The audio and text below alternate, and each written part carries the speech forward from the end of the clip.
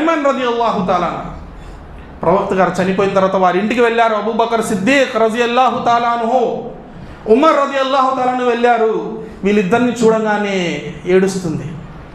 అమ్మా, ప్రవక్త గారు మనకన్నా ఆయన ఉన్నత స్థానంలోనే ఉన్నారు, మనం ఎందుకు విచారించాలి? ఆయన అల్లాహకు ప్రియుడు కదా, అల్లాహ్ ఆయనకి మంచి స్థానంలోనే పెట్టుంటాడు, ఆయన స్వర్గంలో ఉన్నాడు, ఎందుకు నువ్వు ఏడుస్తున్నావు, విచారిస్తున్నావు ఎందుకు? నాయనా, నేను అందుకు విచారించడం లేదు.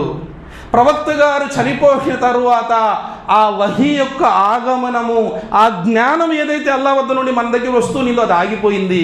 ఏదైనా కావాలంటే వెళ్ళి ప్రవక్త గారిని ప్రశ్నించేవారము, అల్లాహ్ దానికి జవాబు పంపేవాడు. అల్లాహ్ తబారక్ వ తఆలా దానికి జవాబు పంపేవాడు. ఈ అల్లాహ్తో ఉన్నటువంటి జ్ఞాన సంబంధం మనకు తెగిపోయిందని ఏడుస్తున్నాను నేను అల్లాహ్. ఈరోజు ముసలి వాళ్ళకు కూడా టైం దొరికితే ఫోన్లో ఆడుకుంటుంటారు.